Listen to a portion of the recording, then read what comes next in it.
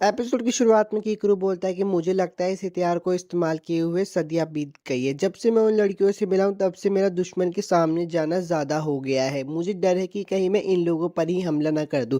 तभी नोमा बोलता है कि क्वेस्ट शुरू करने के बाद से हम 10 लोग भेज चुके हैं। कीकरू बोलता है कि ये बस एक आम जगह है जहाँ पर हम हितोमुखी की मोस्टर को पहचानने की काबिलियत के साथ है। अब वो उस लड़की के बारे में बताता है कि एक लड़की है जिसका नाम है नोमा और इसी लड़की ने हितोमुखी और बाकियों की मदद की थी जब रेपल स्पाइडर ने हमला किया था और इसने बोला कि वो हमसे कुछ चीजें सीखना चाहती है तो वो साथ चली आई। नोमा बोलते है कि इन्हें हराना बहुत मुश्किल है पर मुझे किसी तरह ये करना सीखना होगा। किकरू बोलता है कि मुझे इसका ध्यान रखना होगा क्योंकि मैं इसे अपने साथ लेकर आया हूँ। मुझे पता है इसके पास भी कोई बोम होगा जिसे मुझे संभालना पड़ेगा। कीकरू बोलता है कि तुमने मुझे बोला था कि तुम हमसे कुछ चीजें सीखना चाहती हो पर तुम्हारे पास तो अपने खुद के पार्टी मेंबर्स हैं ना। मुझे पता है वो सब लड़ने लायक नहीं है पर असल में वो ज्यादा ताकतवर गार्ड्स है जिनके पास मुझसे भी ज्यादा तजुर्बा है। नोमा बोलते हैं कि सैनलिक और यो दोनों ही मुझे छोड़कर मेबुकी सिटी जा चुके हैं। उन्होंने तुम्हारा मजाक उड़ाया था कि तुम रैपल स्पाइडर को नहीं हरा पाओगे पर तुमने उस स्पाइडर को हरा दिया इसलिए शायद उनकी शान को चोट लगी है। थोड़ा पहले का सीन दिखाया जाता है जिसमें सैनलिक और यो दोनों ही नोमा को बोलते हैं कि हम तुमसे वादा करते हैं हम उससे भी ताकतवर बन के दिखाएंगे और जब हम वापिस आएंगे तो हम तुम्हें पक्का बचा सकेंगे। नोमा कहती है कि वो शहर में कहीं ट्रेनिंग करने चले गए। यार वीडियो में आगे बढ़ने से पहले मैं आपसे कुछ कहना चाहता हूँ। अगर आपको ऐसी लॉन्ग वीडियोस अच्छी लगती है तो यार आप मेरे को कमेंट करके बता सकते हो और हाँ यार प्लीज सब्सक्राइब कर देना क्योंकि ऐसी वीडियोस को बनाने में बहुत ज्यादा मेहनत लगती है। तो आप एक सब्सक्राइब करके मुझे सपोर्ट दिखा सकते हो। ये सुनकर कीकरू सदमे में चला जाता है और बोलता है कि ये कोई मजाक चल रहा है क्या। इस शहर के गार्ड्स ये दे करके जा क्यों रहे हैं। ये सच कहा जाता है कि जो लोग अपना सीरियस होकर काम कर रहे होते हैं वही सबसे ज्यादा दुखी होते हैं। तो हितामुखी उसके पास अगर बोलते तुम चिंता मत करो मैं अपनी पूरी कोशिश करूंगी तो कीकरू को उसकी चीजें याद आ जाती है और बोलता है कि ये सुनकर मुझे बिल्कुल भी राहत नहीं मिली। हितामुखी बोलते हैं कि मुझे जमीन के नीचे से सांपों के रेंगने की आवाज आ रही है तो सावधान रहना। तभी उस पे दो सांप हमला कर देते हैं और उसके साथ अश्लील हरकतें करने लगते हैं। वो नोमा को भी अपने साथ जोड़ने लगते हैं तो कीकरू बोलता है अगर मैंने अभी इन सांपों पर हमला किया तो नोमा और हितामुखी को भी चोट लग सकती है। नोमा मन में सोचती है कि सांपों की कमजोरी तो ठंड होती है और अपने आइज मैजिक से यूज करके दोनों सांपों को जमा देती है और कीकरू को बोलते है कि जल्दी से इन्हें मार दो। कीकरू उन दोनों सांपों को मार देता है। दोनों ही वहां पे बच जाते हैं तो नोमा कीकरू को बोलते हैं तुम्हारा शुक्रिया तुमने मुझे फिर से बचा लिया। कीकरू बोलता है कि आइज मैजिक का आइडिया तो बहुत अच्छा था तुम ब्लैक और व्हाइट मैजिक दोनों का इस्तेमाल कर सकती हो ना। नोमा बोलते है कि लेकिन मैं बहुत खुश हूँ क्योंकि मेरी पिछली पार्टी ने मुझे कभी मॉन्स्टर को मारने का मौका ही नहीं दिया। कीकरू तुम्हारा शुक्रिया मुझे एक असली गार्ड समझने के लिए। कीकरू मन में सोच रहा होता है कि जैसे उन्होंने कभी तुम्हें मॉन्स्टर को मारने नहीं दिया देखकर लगता है कि वो तुम्हारी कुछ ज्यादा ही परवाह करते थे। उसका लड़ने का तरीका बिल्कुल मेरे जैसा है। मैं इतनी राहत महसूस क्यों कर रहा हूँ जो मुझे पहले कभी भी नहीं हुई। चलो टेंशन वाली बात नहीं क्योंकि उसे ट्रेन करना बहुत आसान होगा। अगर मुझे किसी लड़की को पसंद करना है तो मैं नोमा जैसी लड़कियों को पसंद करना चाहूंगा। मुझे किसी वजह से मिस इनोमो की याद दिलाती है उसकी शक्ल। नोमा कीकरू से पूछते कि क्या तुम ठीक हो क्योंकि तुम इतनी देर से लड़ रहे थे। कीकरू बोलता है कि हाँ ये तो मेरे लिए कुछ भी नहीं और मन में सोच रहा है कि मैं कितने बच्चे की तरह बर्ताव क्यों कर रहा हूँ। तभी हितामुखी बोल दे कि उन दोनों का शहर छोड़कर जाना सिर्फ तुम्हारी रक्षा के लिए। इससे पता चलता है कि तुम उसके लिए कितनी जरूरी हो। नोमा बोलते कि हाँ एक लड़के को बचाव की जरूरत पड़ना ये तो एक अजीब सी बात है। कहानी में ट्विस्ट तो अभी आया क्योंकि हमारे कीकरू का अब दिल टूट चुका है। तो हितामुखी और कीकरू दोनों ही हैरान होकर बोलते हैं क्या तुम सच में एक लड़का हो। तो नोमा बोलते हैं कि हाँ मुझे माफ कर देना मुझे लगा ही था कि आप लोगों को गलतफहमी हो जाएगी क्योंकि मेरी आवाज ही ऐसी है। हितामुखी बोलते हैं कि मुझे माफ कर देना मुझे सच में नहीं पता था कि तुम एक लड़का हो। और कीकरू मन में सोच रहा होता है कि मुझे लगा ही था कि वो एक लड़का हो सकते हैं। वो बात भी वैसे ही कर रही। कीकरू खड़ा हो जाता है और वहां से जा रहा होता है तो हितामुखी बोलते तुम कहाँ जा रहे हो। कीकरू बोलता है कि मैं बस अभी आसपास जाकर देख कर आता हूँ। कीकरू भागना शुरू कर देता है और बोलता है कि ऐसी बात नहीं है कि नोमा मुझे पसंद आ गई थी मैं तो उसे उस नजर से देखता भी नहीं बस मुझे लगा था कि उन चार के मुकाबले उसके साथ काम करना आसान होगा। तुम लोग सच में गलत मत समझ लेना। और वहां पे जाके बैठ के उदास हो जाता है और बोलता है अच्छा तो वो सच में एक लड़का थी। तभी उसे हितामुखी चिल्लाने की आवाज आती है और कीकरू बोलते हैं कि अरे मैं इतनी दूर आ गया हूँ मैं क्या कर रहा हूँ। हितामुखी बोलते हैं कि यहाँ पर मेगा स्लाइम्स आ गए हैं। नोमा बोलता है कि जब भी मैं इससे बाहर निकलने की कोशिश करता हूँ ये और ताकत लगा के मुझे अंदर खींच लेता है। लगता है मुझे इसे अंदर से ही मारना होगा। हितामुखी बोलते हैं कि वापिस से वही सब हो रहा है,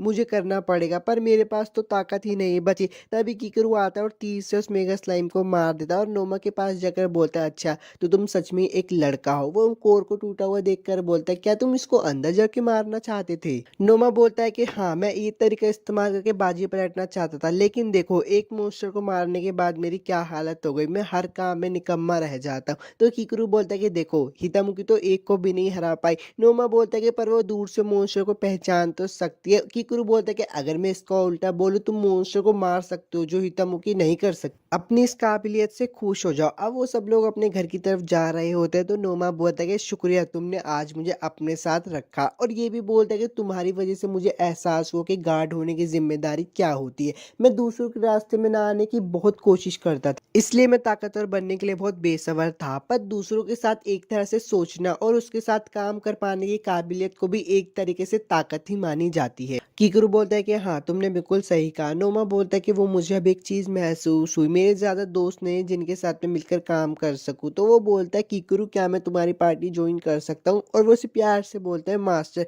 किकरू ये बात सुनकर पिघल जाता है और बोलता है, मेरी ट्रेनिंग बहुत कठिन होगी, क्या तुम्हें मंजूर है? नोमा बोलता है, हाँ मुझे मंजूर है। बाद में किकरू बोलता है कि मुझे गलत मत समझना, मैं बस किसी को भी मना नहीं कर सकता। सीन चेंज हो जाता है और किकरू और इनोमे सान का सीन दिखाया जाता है। किकरू इनोमे सान से बोलता है कि मैं चेक करके आ चुका हूँ, यहाँ पे आसपास कोई भी मॉन्स्टर नहीं है। मिस इनोमे सान बोलती है, अच्छा फिर ठीक है। किकरू बोलता है कि जिन मॉन्स्टर को मैंने स्नैपर स्पाइडर से लड़ते वक्त नहीं देखा था, लगता है शायद वो किसी दूसरे फॉरेस्ट के हिस्से में चले गए हैं। इनोमे सान बोलती है, अच्छा तो फिर फॉरेस्ट में तो कोई खतरा नहीं है ना? किकरू बोलता है, हाँ फॉरेस्ट में कोई खतरा नहीं है। और इनोमे सान बोलते हैं, मुझे माफ करना, मैंने तुम्हें अपने छोड़े हुए काम करने के लिए भेज दिया। रेसुमिसु किकरू को चाय देते हैं और बोलते हैं कि शुक्रिया, तुमने रैपल स्पाइडर को हरा दिया। किकरू बोलता है कि ये तो बस मेरा फर्ज था, पर तुम यहाँ पे क्यों मदद करने के लिए आई हो? तो मिसुनोमे सान बोलते कि मुझे इसकी जरूरत है, इसलिए मैं इसे यहाँ पर लेकर आई हूँ। रेसुमिसु बोलते कि शुक्रिया, आपने मुझे मदद के लिए चुना। मुझे लगता था कि इस साइन से कम काबिल होने के लिए मेरे अंदर जो जलन थी वो शायद खत्म हो गई है। मिसुनोमे सान एक काऊ के पास जाते हैं और बोलते हैं, ये रोक काउज है, इनका मरने से लेकर पैदा होने तक इनका सर बड़ा ही होता रहता है। अगर इनका सर बड़ा होते हुए इनकी आंखों के बीच में आ जाता है तो ये इनके लिए खतरनाक होगा।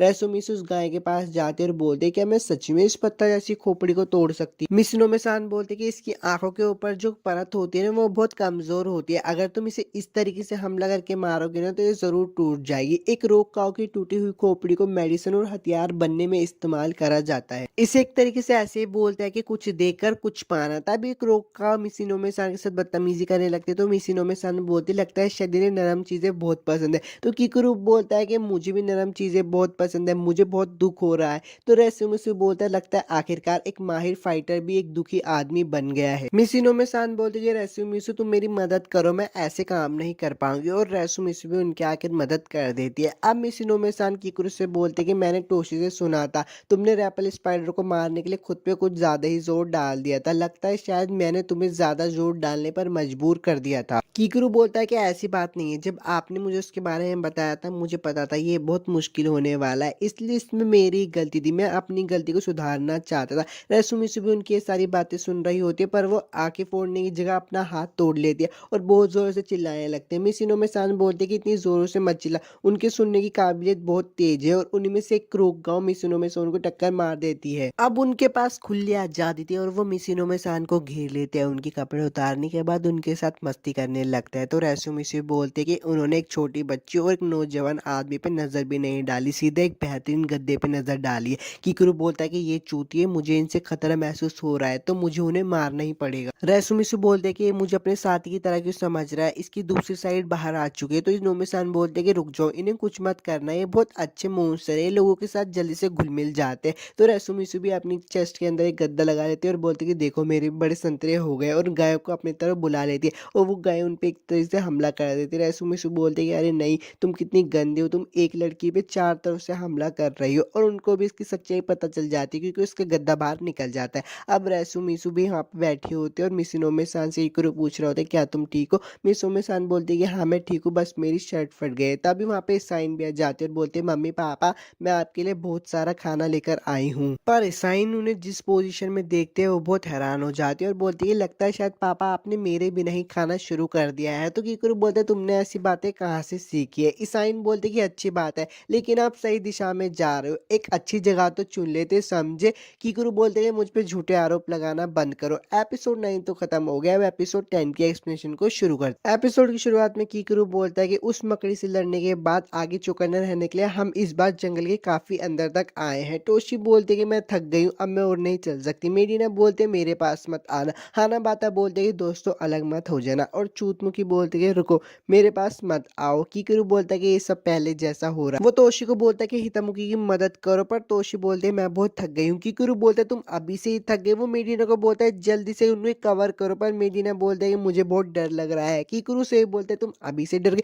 हाना बाता बोलता है कि मुझे माफ कर दीजिएगा मास्टर, पर मुझे लगता है अपनी फ्रेंजी मुझे अभी इस्तेमाल करनी पड़ेगी। और वो अपनी फ्रेंजी को इस्तेमाल कर लेते हैं। वो कीकरू को हटा लेते हैं और बोलते हैं कि आपको मेरे साथ ही रहना चाहिए, मुझे यहाँ पे बहुत खतरा लग रहा है। कीकरू बोलता है कि मुझे तुमसे ज्यादा खतरा है, मुझे जाने दो। और फिर बाद में बोलता है कि हाना बाता ने वहाँ पे सभी मॉन्स्टर को हरा दिया। मेबुकी सिटी का सीन दिखाया जाता है। कीकरू लेटर होता है और उसके पास सीता मुखिया के बोलते हैं कि मुझे माफ करना क्योंकि मैं ज्यादा मदद नहीं कर। कीकरू बोलता है कि नहीं, ये मेरी गलती है क्योंकि मैंने गलत फैसला लिया। तो टोशी आकर बोलते है कोई बात नहीं मास्टर, हम उन्हें अगली बार देख लेंगे। कीकरू बोलता है कि मैं तुम्हें तो बिल्कुल भी माफ नहीं करूंगा और सोच रहा होता है कि मैं हितामुखी को कितना भी पीछे क्यों न रख लूं, पर सबसे पहले हमला तो उसी पे ही होगा। और टोशी 4 कदम चलते थक जाती है। मेडिना इतने डर जाती है कि वो कभी अपनी असली ताकत दिखाई नहीं पाती। और रही बात हाना बाता की, तो मैं एक बार के लिए उस पर भरोसा कर सकता हूँ। कीकरू बोलते कि अब तुम सब लोग जा सकते हो और कल की ट्रेनिंग खुद करना। थोड़ी देर के बाद का सीन दिखाया जाता है। हाना बाता मिसिनोमी सान के पास आती है और पूछती है क्या मैं आपसे कुछ पूछ सकती हूँ। मिसिनोमी सान बोलती है हाँ क्यों नहीं।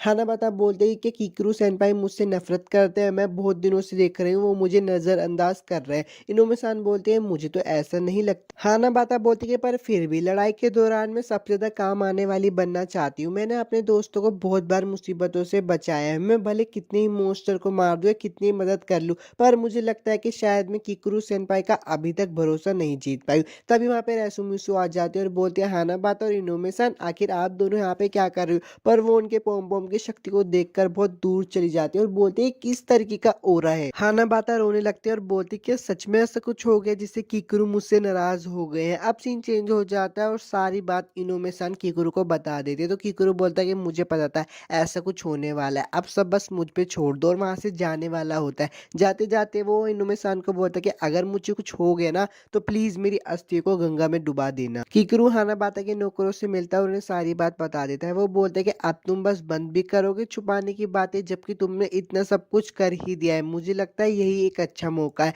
जंग की सबसे जरूरी चीज ये होती है कि खुद को और अपने दुश्मन को जान। हमें हाना बाता को उसकी इस स्किल्स के बारे में बता देना चाहिए जिसका उसके ऊपर कोई काबू नहीं है, वरना बाद में उसको इससे बड़ा खतरा हो सकता है। कीकरू बोलता है कि अगर तुम्हें हाना बाता की सच में परवाह है ना तो उसको उसके फ्लावर फ्रेंजी के बारे में सच सच बता दो। तो उनके नौकर में से एक बंदा बोलता है कि हाँ भले तुम्हारी बातें सच हो, मगर ये कभी हमारे खुद के बचने के लिए था ही नहीं। अगर उसे ये सब कुछ पता चल गया तो शायद वो अपनी ताकत को हमेशा के लिए सील कर दे, क्योंकि वो हमेशा डिसिप्लिन में रहते हैं, पर जब भी वो फ्रेंड्स का इस्तेमाल कर दे तो उसकी फ्रेंडली साइड बाहर आ जाती है। अगर उसे इसके बारे में सच में पता चल गया तो वो अपनी ताकत को हमेशा के लिए सील कर देगी और हमें कभी उसकी फ्रेंडली साइड नहीं देखने को मिलेगी। क्या आप इसके बारे में फिर से सोच सकते हो कीकरू? कीकरू बोलता है कि क्या ये कोई प्रॉब्लम सच में है भी? कीकरू बोलता है कि मेरे पास ये टेप्स है जिसे मैंने हाना बाता की प्रैक्टिस के दौरान रिकॉर्ड किया था। इसमें हमारे क्वेस्ट की भी रिकॉर्डिंग्स है जिसे अब तक टोशी ने रिकॉर्ड करा है। कीकरू बोलता है कि आज मैं हाना बाता को घर पे बुला के ये सारी टेप्स उसको दिखा दूंगा। मैं नहीं चाहता कि मैं उसे और झूठ में रखूं। तो वो सारे नौकर बोलते हैं कि हाँ आप सही कह रहे हो, हम भी अपनी झूठ की जिम्मेदारी लेते हैं।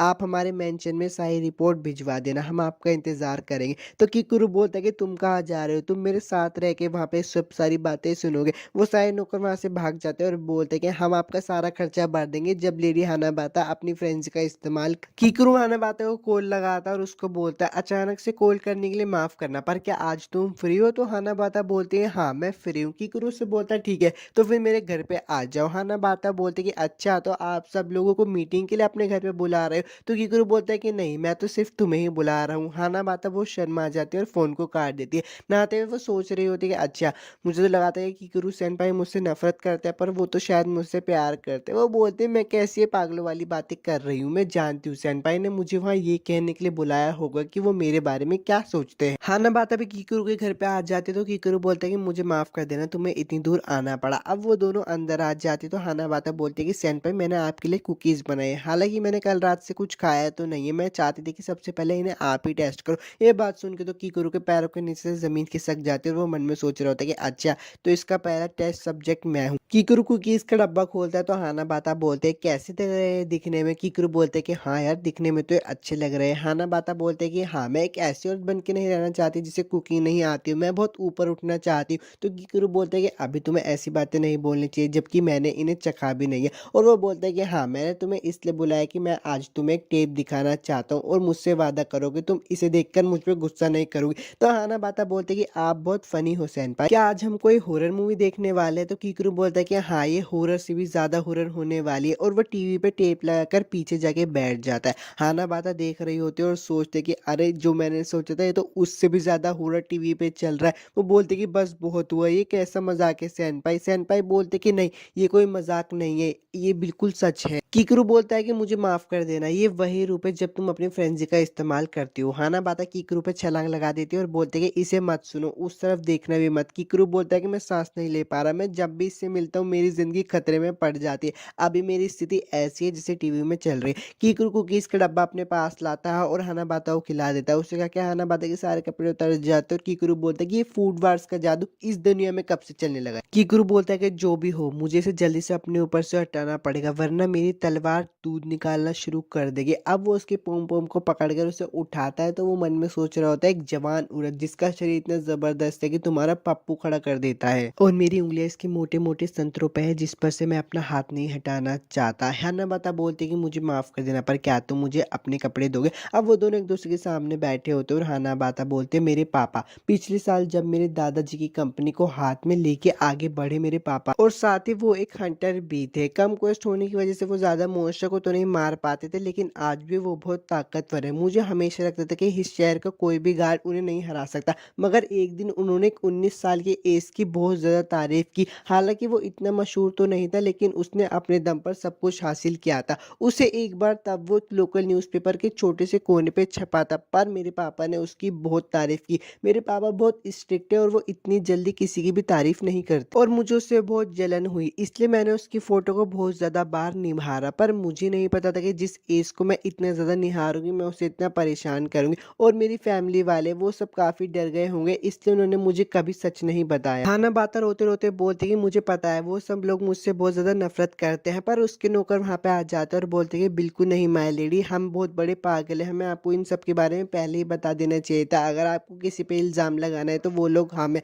कीकरू बोलता है कि अच्छा, अब हाना बाता गुस्सा नहीं करे तो तुम लोग बड़ी जल्दी आ गए। हाना बाता बोलते हैं, क्या आप सब लोग सच में मुझसे नफरत नहीं करते? तो वो, हम आपसे नफरत नहीं करते, हम तो आपसे बहुत ज्यादा प्यार करते हैं। तो कीकरू भी बोलता है कि हाँ, मैं भी तुमसे नफरत नहीं करता, मेरा ऐसा कोई मकसद नहीं था जिससे तुम अपनी ताकत को सील करो, हमें इस स्किल को वापस से इस्तेमाल करना चाहिए, ये बहुत ताकतवर है और ये सच है कि उससे कई सारे लोगों की जान बची है। हाना बाता बोलते कि पर तुम्हें वापस से चोट लग सकती है। तो कीकरू बोलता है कि मैंने ये नहीं कहा कि तुम उसका इस्तेमाल तब करो जबकि तुम्हारा उस पर काबू ही नहीं है। फ्रेंजी इंसान को ऐसी ताकत देती है जिससे वो बिना कुछ भी सोचे कुछ भी कर देता है, पर तुम्हारी फ्लावर फ्रेंजी एक ऐसी स्किल है जिससे फिजिकल परफॉर्मेंस बढ़ती है, जिससे तुम्हारे शरीर में बहुत सारा माना डाल देता है, जिससे तुम ताकतवर तो हो जाती हो पर तुम अपना होश खो देती हो। अगर तुम अपने होश संभाल लो तो तुम इस ताकत को अच्छे से इस्तेमाल कर सकते हो। तो हाना बाता बोलती है, अगर मैं कभी होश संभाल ही नहीं पाई और इसको हमेशा कभी कंट्रोल ना कर पाई तो क्या होगा, मैं आपको फिर से परेशान कर दूंगी। तो कीकरू बोलता है, कोई बात नहीं, मुझे जितना परेशान करना है उतना कर। कीकरू बोलता है कि मुझे पता चल गया कि तुम मेरे बारे में कैसा महसूस करते हो। तो हाना बाता बोलते है कि अच्छा, आप बताओ मैं आपके बारे में कैसा महसूस करती हूँ। कीकरू बोलता है कि मुझे पता चल चुका है, तुम मेरे को एक रिस्पेक्ट देती हो। मैं हमेशा से सोचा था कि रोमांटिक का मतलब प्यार होता है, पर रोमांटिक का मतलब भी एक तरीके से रिस्पेक्ट देना भी हो सकता है। तो हाना बाता बोलते हैं कि मैं आपसे कुछ चीज़ पूछूं, क्या आप मेरे साथ अभी ट्रेनिंग करोगे? तो कीकरू बोलता है, हाँ क्यों नहीं, और वो दोनों ट्रेनिंग ग्राउंड पे चले जाता है। हाना बाता उस पर बहुत गुस्सा हो रही होती है और उस पर बहुत जोर से हमले कर रही होती है। तो कीकरू बोलता है कि पता नहीं क्यों, पर हाना बाता ये हमले पहले से भी ज्यादा भारी थे। एपिसोड 10 तो खत्म हो गया, एपिसोड 11 के एक्सप्लेनेशन को शुरू करते हैं। एपिसोड की शुरुआत में कीकरू बोलता है कि एक चर्च जो कि होली बर्ड फिनिक्स की पूजा करता है जो कि ठीक करने की देवी है, और दूसरा चर्च जो गॉड ऑफ थंडर की पूजा करता है जो ज्ञान की देवी है। इन दोनों ही ऑर्गेनाइजेशन को ब्लैक और व्हाइट सोर्सेस चलाते हैं। ये एक दूसरे से बहुत ज्यादा नफरत करते हैं, चाहे एक दूसरे के मुंह पे कुछ ना बोले, मन मन ही मन में ये लोग एक दूसरे को बहुत कुछ बोलते हैं, और इसकी गंदी छवि अभी मेरे आंखों के सामने। कीकरू बोलता है कि यहाँ पे क्या चल रहा है, जब मैं और नोमा पेट्रोलिंग पर गए थे तब यहाँ पे क्या हुआ, और वो उन दोनों को रोक रहे होते हैं। टोशी बोलते हैं कि हाँ, ये तब हुआ जब तुम तुम और नोमा पेट्रोलिंग के लिए गए थे। थोड़े पहले का सीन दिखाया जाता है, मेडिना बोलते हैं कुछ नया सुनने को मिला, मुझे पता था तुम्हें गेम्स और मांगा पढ़ना बहुत पसंद है, पर हानाबाता भी गर्ल्स मांगा पढ़ती। तो टोशी बोलते कि हाँ,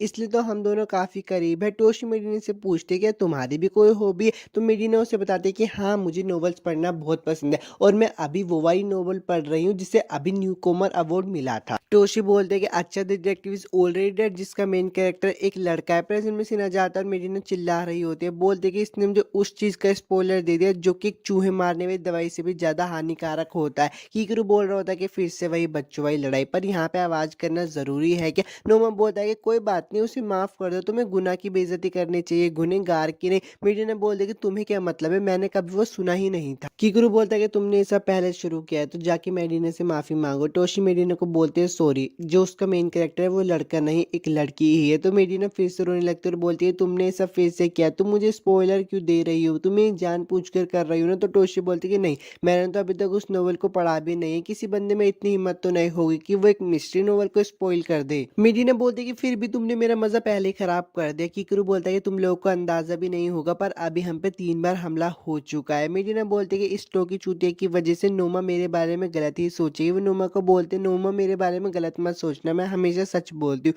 तो नोमा बोलती है कि तुम दोनों पहले अपने दिमाग से एक दूसरे से बात कर सकते हो। नोमा बोलता है कि अब आगे से ध्यान रखना, खतरनाक जगहों पे कभी भी लड़ाई मत करना। तो मेडिना बोलता है कि सॉरी, मुझे माफ कर देना। कीकरू बोलता है कि मैं इसे अभी पिछले 5 मिनट से यही बात समझा रहा हूँ। टोशी बोलते कि हाँ, मुझे लगता है कि वो हम दोनों को छोड़कर नोमा से अलग बर्ताव कर रही है। मेडिना ने अपने दिमाग में हम सब लोगों को अलग अलग रैंक दी हुई है। कीकरू सोचता है कि रेड सोर्सर जो कि व्हाइट और ब्लैक दोनों ही सोर्सर का मैजिक इस्तेमाल कर सकता है, और मैंने 2-3 बार सुना भी है कि वो अक्सर दोनों की लड़ाई के बीच में सुलह भी करवा देते हैं। पर मेडिना को इस टाइम मेरे अलावा और कोई नहीं समझा सकता, क्योंकि वो दूसरे लड़कों के करीब जाती ही नहीं है। तो टोशी बोलती कि रुको, क्या नोमा एक लड़का है। तो कीकरू बोलता है हाँ, वो एक लड़का है। टोशी नोमा से पूछ लेती है क्या तुम एक लड़का हो। नोमा बोलता है कि हाँ, मुझे माफ कर देना, लगता है शायद वापस से किसी को मेरी वजह से गलत फहमी हुई कि मैं एक लड़की हूँ, मैं एक लड़का हूँ, रुको। और ये बात सुनकर तो मेडिना के पैरों के नीचे से जमीन खिसक जाती है। मेडिना बोलती तुम मजाक कर रही हो ना, तुम सच में एक लड़की हो ना। पर वो बोलता है नहीं, मैं तो लड़का हूँ। कीकरू बोलता है कि लो, इसे रियल लाइफ में एक बहुत बड़ा स्पॉइलर मिल गया।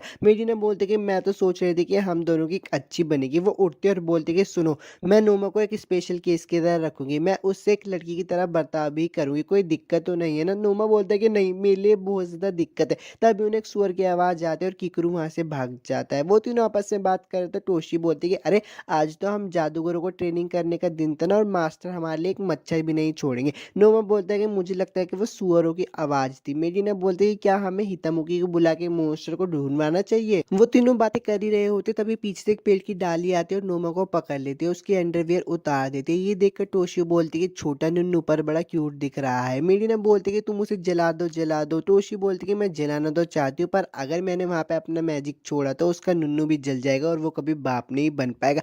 वो दोनों से बचाने के बारे में सोच ही रहे होते, पर वो मॉन्स्टर आके उन्हें भी पकड़ लेता है, उनके कपड़े उतार के उनके साथ भी अश्लील हरकतें करने लगे। कीकरू उनके पास आ रहा होता है और बोलता है कि मैंने बस इन्हें कुछ देर के लिए ही छोड़ा था, इसे अपने एक सबक समझना और मेरी बातों को हमेशा याद रखना, और उन्हें आके सबको बचा लेता है। नोमा बोलता है कि मुझे माफ कर देना, हमारी वजह से आपको परेशान नहीं हुई। कीकरू बोलता है कि तुमने इसे अपनी आंखों से देख लिया ना, ये कितना खतरनाक काम। टोशी बोलती है पर मुझे कभी ऐसा नहीं लगा था कि वो मॉन्स्टर एक लड़के पे भी ऐसे हमला करेगा। तो नोमा बोलता है कि मुझे माफ कर देना, तुमने मेरी वो चीज देख ली जो मुझे दिखानी नहीं चाहिए थी। तो टोशी बोलती है कि ये बात सच नहीं है, तुम्हारा छोटू नन्नू मास्टर से तो अच्छा ही है। तो कीकरू बोलता है कि तुमने मेरा नन्नू कब देखा जो तुम ऐसे बोल रही हो। मेडिना बोलती कि अच्छा, तो तुम दोनों ने वो सब भी कर लिया। कीकरू बोलती कि अरे बस करो, उसने तुम्हें इतनी बार उल्लू बनाया और तुम अभी भी उसका बात का विश्वास कर रही हो। तो टोशी बोलती कि मैंने गलती से आपकी पैंट के पास छू लिया था। मेडिना बोलती कि अब बस करो, मैं तुम्हारी बातों में बार बार नहीं आने वाली। पर जब वो कीकरू को शांत देखते तो वो समझ जाती है और बोलते घिनौने।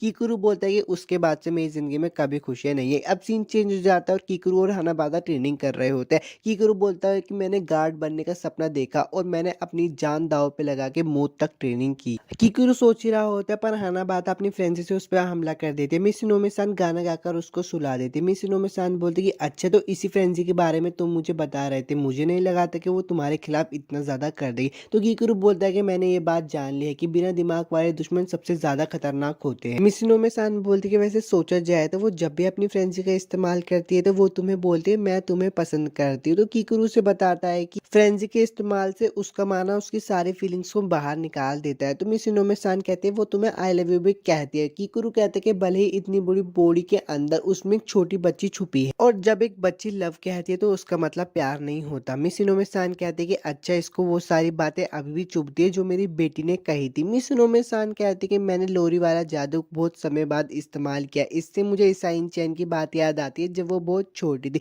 कीकुरु बोलता है कि अब वो बहुत बड़ी हो चुकी है। मिस इनोमिया-सान बोलते हैं तुम भी बहुत बड़े हो चुके हो। कीकुरु मुझे लगा था कि तुम ऐसे बनते हो जो उसे ऐसी खतरनाक स्किल का इस्तेमाल करने नहीं देगा। कीकुरु बोलता है कि अगर हानाबाता अपनी फ्रेंडशिप पे इस्तेमाल अच्छे से करना सीख जाए ना तो हमारे लिए वो बहुत फायदेमंद होगी। पर मुझे एक बात पे बड़ा गुस्सा होता है, उसका हमेशा निशाना मैं ही होता हूँ। मिस इनोमिया-सान बोलती है कि शायद तुम उसके फ्रेंजी अवतार में भी अपनी बातें मनवा सकते हो, भले ही वो इस पे काबू ना कर पाए। कीकुरु बोलता है सच में? तो मिस इनोमिया-सान बोलती है कि हाँ ये बहुत ईजी है। तभी हानाबाता भी उठ जाती है तो कीकुरु उसको बोलता है मैं चाहता हूँ तुम अपनी फ्रेंजी का वापस से इस्तेमाल करो। पर हानाबाता कीकुरु पे हमला कर देता है। कीकुरु बोलता है कि है मतलब सोने से उसका माना नहीं उतरता, इसका मतलब ये हो सकता है अगर हानाबाता एक ही जगह पे रहेगी तो उसका माना बिल्कुल भी बाहर नहीं निकलेगा। हानाबाता कीकुरु पे हमला कर देती है और कीकुरु के गाल पे चोट लग जाती है। तो मिस इनोमिया-सान आती है और हानाबाता को बोलते हैं कीकुरु को वैसी लड़कियां पसंद है जो शांत रहती है। कीकुरु भी बोलता है कि हाँ मुझे वैसी लड़कियां पसंद है जो शांत रहती है। हानाबाता चुपचाप बैठ जाती है और बोलते हैं कि अगर मैं वैसी लड़की बन जाऊँ तो क्या आप मेरे सर को बार बार सहलाओगे? तो वो बोलते हैं हाँ मैं सहलाऊंगा। मिस इनोमिया-सान बोलती कि लाओ मैं तुम्हारा खून साफ कर देती हूँ। हानाबाता बोलते कि मैं इसको करूँ। कीकुरु बोलता है कि नहीं पीछे बैठी रहो। हानाबाता बोलते कि मिस इनोमिया-सान कर सकती है तो मैं क्यों नहीं, और एक अपना हमला छोड़ देती। कीकुरु उससे बच जाता है पर वो इनोमिया-सान को लग जाता है और उनके कपड़े फट जाते। कीकुरु बहुत गुस्सा कर रहा होता है तो इनोमिया-सान बोलता है कि कोई बात नहीं रहने दो, उसने जानबूझकर नहीं किया। हानाबाता बोलते कि रुको मैं भी अपने कपड़े खोल लेती हूँ। कीकुरु बोलता है कि रुक जाओ अभी तुम्हारी एज के चलते FBI मुझे जेल में डाल देगी और फिर उन लोगों के बीच में वही अश्लील चीजें होती रहती है। मैं तुम्हारे लिए स्क्रीनशॉट डाल दूंगा। अब ईसाई चैन का सीन दिखाया जाता है जो कि बोल रहा होता है कि अगर पापा का दिल हाना चांद पे आ गया तो मैं क्या करूंगी, मुझे कुछ करना होगा। जब मामा के चांद की बात आती है तो हाना एक चाइल्डिश ओरा उनका कुछ नहीं कर सकता। ईसाइन बोलती है मैं उसे मम्मी के बीच में नहीं आने दूंगी और वो झांक कर देखते तो उसके पैरों के नीचे से भी जमीन खिसक जाती है क्योंकि हाना बाता बोल रही होती है इनोमिया-सान को कि आप बहुत प्यारी हो मम्मी, मैं आपसे प्यार करती हूँ। ईसाइन बोलते कि अच्छा तो ये मम्मी की दुश्मन नहीं थी, मेरी दुश्मन थी। कीकुरु कहते कि अरे सही है, ये पहले वाले टाइम पे नहीं आई जब इन दोनों के तरबूजों ने मुझे घेर रखा था। एपिसोड 11 भी खत्म हो चुका है। अब हम फाइनल एपिसोड की तरफ बढ़ते हैं। एपिसोड की शुरुआत में मिस इनोमिया-सान बोलते कि आज की क्वेश्चन में तुम सब लोगों ने बहुत अच्छा काम किया, ये लो तुम लोगों की सैलरी, इसे संभाल कर खर्च करना। टोशी बोलते कि रुको हम सबको 1 महीना हो चुका है इतने सारे अड़चन और खतरनाक स्टंट मारने पर, ऐसा लगता है कि जैसे सालों बीत गए हो। हितमुखी मिस इनोमिया-सान से बोलते ही कि पैसे में सच में ले सकते हो क्योंकि मैंने आज तक एक भी मनुष्य को नहीं मारा है। तो मिस इनोमिया-सान बोलते कि हाँ तुम इन्हें आराम से ले सकते हो क्योंकि कीकुरु ने बोला था कि तुमने उसकी शिकार करने में बहुत ज्यादा मदद की थी और वो तुम्हारा बहुत ज्यादा शुक्रगुजार भी। तो हितमुखी बोलते कि नहीं पर हमेशा से तो वो मुझे बचा रहे थे। अब हितमुखी मेडिना से बोलते ही क्या तुम्हें पैसे नहीं मिला? मेडिना बोलती है मुझे पैसे चर्च से मिलेंगे। वहां देखो तुमने उन लोगों की लिस्ट में देखा वह व्हाइट मैजिक इंश्योरेंस के बारे में लिखा है, हमें सारे पैसे व्हाइट चर्च से मिलते हैं। अब मिस इनोमिया-सान ने बोलती कि आपने जितना काम किया उस हिसाब से आप लोगों को अलग अलग तरह से सैलरी मिलती है। तो हितमुखी बोलती है कोई बात नहीं, मेरे लिए ये भी बहुत ज्यादा है, मैं इनका बहुत ध्यान से पैसे खर्च करूंगी। अब वो लोग डिसाइड कर रहे होते हैं कि हमें अपने पैसे को कैसे खर्च करना चाहिए। तो हितमुखी बोलती कि मैं एहसान चुकाना चाहती हूँ कीकुरु मास्टर का क्योंकि आज उनकी वजह से मैं जिंदा हूँ। तो टोशी बोलते कि हाँ तुम सही हो, हम तीनों उनकी वजह से जिंदा है हाना बाता को छोड़कर। मेडिना बोलती है कि हाँ तुम सही कह रही हो। हाना बाता बोलती है कि मैं भी सेनपाई को काफी मुसीबत दी है, मैं भी उनके लिए कुछ करना चाहती हूँ। वो लोग सोचते हैं कि हमें क्या करना चाहिए। अब वो लोग नहाते हुए सोच रहे होते हैं। टोशी बोलती है एक बार मुझे कीकुरु ने बताया था कि वो वापिस से जवान होना चाहता है। तो वो लोग बोलते हैं हम सब लोगों को क्या करना चाहिए? टोशी बोलते हैं मेरे पास एक आइडिया है। अब कीकुरु के कमरे का सीन दिखाया जाता है जहाँ पे उसको एक हाथ पकड़ने ही वाला होता है पर कीकुरु उससे बच जाता है और उसका गला पकड़ लेता है। वो बोलता है तुम्हें क्या चाहिए? पर जब वो देखते हैं कि वो मेडिना है तो वो उससे छुड़ा लेता है अपना। मेडिना बोलती है कि मुझे माफ कर दो पर प्लीज मुझे मत मारो। तो कीकुरु बोलता है कि तुम यहाँ पे क्या कर रही हो? टोशी उसकी फोटो खींच लेती है और बोलती है कल अखबार की ताजा खबर, लोली पे हुआ अटैक, बुड्ढा फंसा इन ट्रैप। तो कीकुरु बोलता है तुम भी यहाँ क्या कर रही हो? हितमुखी भी वहाँ पे आ जाती है और बोलती है कि हमें ऐसे अचानक आने के लिए माफ कर देना। तो हाना बाता ये बोलती है कि हम बस आपको खुश करना चाहते थे और खुश करने के चक्कर में हम इतना बह गए कि हम गलत रास्ते पर आ गए। तो कीकुरु बोलता है कि तुम लोग अंदर कैसे आए? टोशू से बताते हैं कि हमने फैसला किया कि आपको शांति वाली जवानी का अनुभव दे क्योंकि आप हमारी हमेशा मदद करते हो। कीकुरु बोलते हैं जवानी की मजे। तो टोशू से बताते कि हमने पहला प्लान सोचा था कि तुम्हारी स्कूल की लड़की आए और तुम्हें उठाए पर तुम हमेशा चौकन्ना रहते हो तो इसलिए प्लान फ्लॉप यूनिफॉर्म हो गए। तो कीकरू बोलता है अच्छा इसलिए तुम लोगों ने स्कूल के कपड़े पहन रखे हैं। टोशी बोलती है कि हम अभी भी हाई स्कूल की जवान लड़कियां हैं जिन्हें सिर्फ 1-2 महीना हुआ है। वो लोग बोलते हैं कि हम तो बस आपके लिए कुछ करना चाहते थे पर हमें नहीं पता था कि आप इतने नाराज हो जाओगे। तो कीकरू बोलते हैं कि अगर तुम्हारा मेरे को कोई चोट पहुंचाने का इरादा नहीं था तो कोई बात नहीं, पर क्या तुम्हें ये नहीं लगा कि तुम ऐसी यूनिफॉर्म पहन के उस लड़के के घर आना चाहिए जो अकेला रहता हो। तो टोशी बोलता है कि हाँ, जब हम रास्ते में आ रहे थे तो बहुत सारे लोगों ने हमें देखा था। अब जब वो उसके घर पे आ रहे होते तब का सीन दिखाया जाता है। खाना बाता बोलते कि हमें अपनी सर्विस को और बढ़ा देना चाहिए। टोशी बोलती है कोई बात नहीं, अगर वो जो मांगेगा हम उसके लिए वो चीज कर देंगे। मिडीना बोलती है अगर उसने कुछ ज्यादा चीजें मांगी ना तो मैं वो चीजें नहीं करूंगी और वापस चली आऊंगी। हितामुखी बोलती है कि मेरे से जो हो पाएगा मैं उसको वो सब दूंगी। अब प्रेजेंट का सीन आ जाता है। टोशी बोलती है कि हम बस मुस्कुराकर वहां से आ रहे थे और बातें भी की जिससे कि साइड वाले लोगों को अजीब ना लगे। कीकरू बोलता है कि अब मैं अपने पड़ोसियों को क्या मुंह दिखाऊंगा। तो टोशी बोलती है कि रुको, मुझे तुम्हारी कोई बात समझ तो नहीं आई, पर तुम अगर हमारे साथ बाहर चलकर जाओगे तो पड़ोसियों को कुछ फर्क नहीं पड़ेगा। कीकरू बोलता है कि मैं तुम्हारे साथ बिल्कुल भी नहीं जाऊंगा और आज मेरी एक जरूरी मीटिंग भी है। तो टोशी बोलती है कि अरे फिर तो अब कुछ भी नहीं हो सकता। टोशी बोलती है कि ठीक है, जब तक तुम घर आओगे हम तुम्हारा घर साफ कर देंगे और खाना बना देंगे। कीकरू बोलता है खाना बना दोगे? टोशी बोलती है कि तुम्हें क्या लगता है हम कैसा कुक करते हैं, हमारा खाना बहुत अच्छा होता है। कीकरू बोलता है कि नहीं, वो एकदम जानलेवा होता है। तभी कीकरू के पास फोन आ जाता है और वो फोन को उठाता है। उसके सर बोलते हैं कि जब तुम आओ तो अपने साथ हितामुखी को भी ले आना। कीकरू सोचता है कि अरे नहीं, अगर हितामुखी मेरे साथ गई तो मेरा घर एकदम नर्क बन जाएगा। अब वो उन लोगों को बताता है कि मैं आज एक स्कूलर गार्ड से मिलने वाला हूँ जो मेरे बचपन का दोस्त है। मैंने उससे एक चीज में मदद मांगी, कुछ जानकारी के लिए। मैं जानना चाहता था कि मॉन्स्टर औरतों को देख के इतना अजीब रिएक्ट क्यों करते हैं, खासकर हितामुखी को। तो मैं घर आ जाऊंगा, मैं घर वापस नहीं आना चाहता। अब वो हितामुखी को लेके अपने साथ बाहर निकल जाता है। हितामुखी बोलते कि किकुन आज हम किसी गार्ड से मिलने वाले हैं ना। तो कीकरू बोलता है हाँ, वो इस बुक शॉप का मालिक है, शायद उसकी उम्र की वजह से वो आजकल अपनी दुकान पे ज्यादा ध्यान दे रहा है। तभी उसे आवाज आती है कि मेरी दुकान में आके मुझसे बूढ़े जैसा सलूक करना बंद करो कीकरू, काफी समय बाद मिले, आज भी तुम बहुत अलग दिख रहे हो। तो कीकरू बोलता है कि हाँ, क्योंकि मैंने बहुत ज्यादा तजुर्बा ले लिया है। कीकरू का फ्रेंड बोलता है कि अच्छा तो तुम ऐसे अपने टीममेट के साथ रहते हो, उन्हें स्कूल के कपड़े पहनाकर उनके साथ दिन में घूमते हो। तो कीकरू बोलता है कि जैसे तुम समझ रहे हो वैसा कुछ नहीं, इसके नॉर्मल दिन के कपड़े से तो 1000 गुना अच्छे। कीकरू का दोस्त हितामुखी को बोलता है कि अच्छा तो तुम हो हितामुखी, तुम तो बड़ी क्यूट हो। हितामुखी बोलती है कि ये सच नहीं है। कीकरू का दोस्त बोलता है कि अगर कीकरू ने मुझे तुम्हारे बारे में नहीं बताया होता ना तो मुझे तो अभी तुम एक छोटी बच्ची ही लगती। मेरे मैनर्स को माफ कर देना। अब मैं तुम्हें अपने बारे में बताता हूँ, क्योंकि मैंने तुम्हें अपने बारे में नहीं बताया। मेरा नाम है मीन मिल और मैं 40 साल का हूँ। तुम मुझे पापा, अंकल, मास्टर कुछ भी बुला सकते हो। कीकरू बोलता है कि अगर तुम इसे 3 चॉइसेस दे रहे हो तो इसका जवाब भी तुम्हें पता लगाना चाहिए। कीकरू का दोस्त बोलता है कि सीधा पॉइंट पर आते हैं। तो कीकरू बोलता है कि तुम ऐसे क्यों समझ रहे हो कि जैसे मैंने तुम्हारी सारी मेहनत बर्बाद कर दी है। तो कीकरू का दोस्त बोलता है कि तुम क्या चाहते हो मैं उसकी बॉडी का हर एक इंच चेक करूँ। तो कीकरू बोलता है अपने जज्बात को काबू में रखो। कीकरू का दोस्त बोलता है कि इसके अलावा जितना तुमने और इनोमी सामा ने मुझे बताया है ये नेचर से जुड़ी हुई है। अब घर पे उन तीनों का सीन दिखाया जाता है। वो कहते हैं कि यार खाना तो बहुत टेस्टी बना है पर हमने ज्यादा बना लिया, क्यों ना हम नोमा को भी घर पे बुला ले। तो हना बाता बोलती है कि हाँ उसको बुला लो, पर हमें इसे बनाने के लिए कोई हाई स्किल लेवल की जरूरत नहीं पड़ती। कीकरू इस स्थान को बोलता है कि जानता हूँ हितामुखी के माना ज्यादा होने की वजह से उसके पास और भी ज्यादा मॉन्स्टर आएंगे, पर उसके लिए उनका आदमी और औरत के खिलाफ बर्ताव करने का अलग ढंग होता है। क्या तुम्हें इसके बारे में कुछ पता है? तो ईशान बोलते कि अक्सर वो जवान लड़कियों पर ही हमला करते हैं, पर मुझे नहीं लगता कि मुझे तुम्हें बताना चाहिए। अभी कोई ऐसी दिक्कत देने वाली बात नहीं है, तुम्हें इसे अच्छी सिचुएशन मान सकते हो अगर वो लड़कियों को पूरी तरह जिंदा न खा जाए। कीकरू बोलता है कि अच्छा तो तुम्हें इसका जवाब पता है पर तुम मुझे बताओगे नहीं। तो ईशान बोलते कि हाँ मुझे बहुत सारी चीजें ऐसी मालूम है पर मैं तुम्हें बताऊंगा नहीं। एक जवान का काम होता है जवाब को ढूंढना, ना कि मुझसे पूछना। कीकरू बोलता है कि मुझे बच्चा समझना बंद कर।